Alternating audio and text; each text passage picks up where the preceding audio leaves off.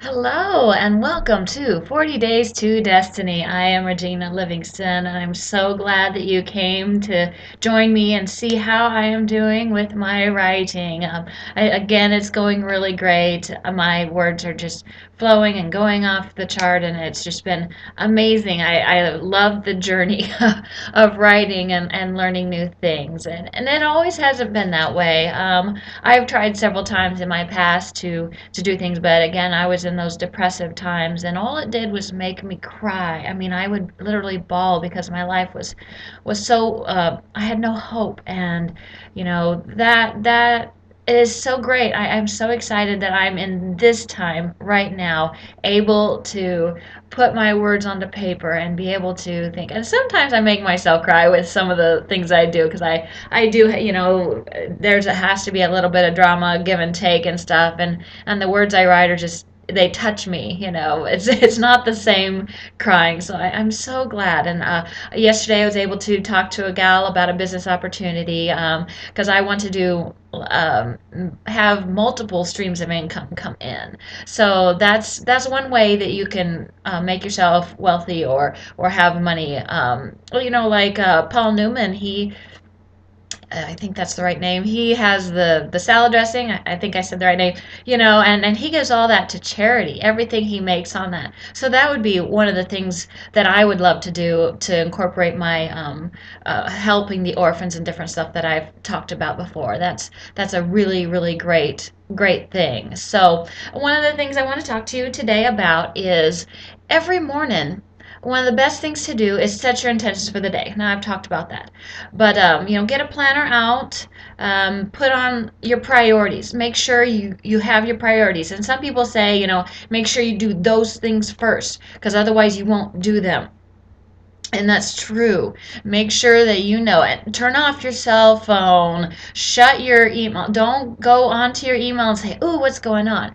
And for me, Facebook can be kind of an addiction of looking on there. For a while, I had like deleted it off my phone, so did not have the temptation to just go in there and click it and look, because some people like Pinterest or something else. There's so many distractions out there today, but there's so many great helps today, because when you're writing a book or different things like that, you can type away, and then, oh, we don't like that word, so we cut paste and put it here.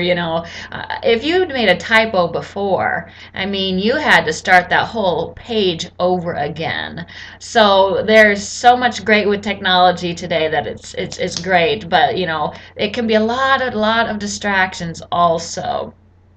Okay, so set your intentions for the day. Think about it throughout the day. Make sure you're getting those intentions at night. See what worked. Analyze the day. See what worked. See what didn't. Close your eyes. Look back. Contemplate. Reformulate. One guy I know, he would set an appointment for himself, I think for 45 minutes to an hour, to analyze and go over each and every appointment of the people that he met with, what worked and what didn't. Because if we see what worked and what didn't, we can improve the next time, and we can make, more money or help more people, however you want to look at it, because most of us are in the business. We like to help people. We like to do things. So, think about what you're doing. Make sure you're doing it. Set your intentions, and then follow through. And making lists. For me, making a list, and I can see it right there and say, this is what I'm going to do. Okay, so when I'm doing this, I have like different things on here. The other day I did the burning and stuff. They're little lists. They're not huge. They don't have to be big detail, but those are just, a few things that be like, oh, yeah, I got to mention that. So, here's one of my great things that I want to do. The big 100 list of things I want to do is I want to see the world. And uh, here's my little thing. See, it's I put that on my purse, and so then I feel this, and I got the world at my fingertips. It is a small world after all. Okay, So enough of the puns, but this is a, just a little reminder that I want to travel the world. My grandmother, she went when she was 89 to Hong Kong. She was 87. She visited us when we lived in Guam. I think her last trip when she was 92, I think she again went to China somewhere.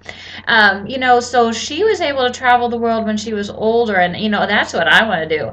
Not necessarily that I want to start now, but I want to be able to travel the world when I'm older, and when when most people are laying in bed in a wheelchair or something like that. I want to be up and going, and that's my intent for my life. Is I want to go till I drop dead, which I want to be in my hundreds. That's what I think, and that's what I want. And my grandma would have done that, but certain things happened, and her medication got messed up once, her heart medication, and she was never the same. So, but our family has that longevity in it, so I know that that's possible. But even if yours doesn't, you can be the first to break that. It's all in your mind. You don't think, oh, grandma had a heart attack at this age. I'm going to have one too. No, don't think about those things. That's why sometimes it's almost counterintuitive or productive for them to ask your family history. I mean, it's kind of nice to know, but that doesn't necessarily mean that's for you. Okay? It doesn't have to be that way. Think about what you actually want. Do the things that need to be done. I tell you, one thing I found out this week, and it was just great because I was doing my exercise program, and then the last couple of days I stopped. Well, it takes like 45 minutes. It's called qigong. It's on the same lines, kind of like Tai Chi or yoga or something like that. So it focuses more on your breathing and your and a few motions. But it's not really like an exercise. You're not going to lift weights and be like, Superman or something. It's not going to be like that. But I noticed that I didn't do it one day, and I like slept in, and then the next day, so for 3 days, I'm like having to sleep all this extra.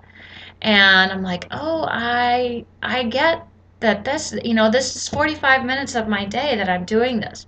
But in that 45 minutes, I'm gaining so much more.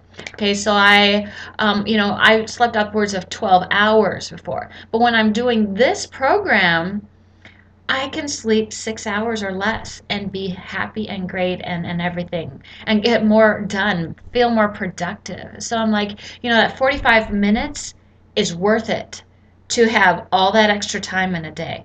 I mean, I'm gaining from up to 6 hours of extra day, because if I sleep 12 hours and I could get by on like six, that's 6 hours that I'm missing out on by not doing that 45 minutes. Okay, so that's one of the things about how to analyze your day and to see what worked and what didn't.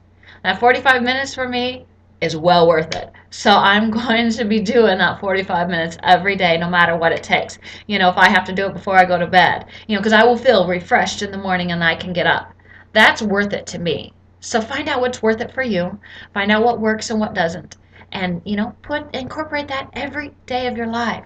And be happy, healthy, and, wealthy if that's what you want. But some people, they don't want a lot of wealth. So, whatever makes you happy, find out. All right.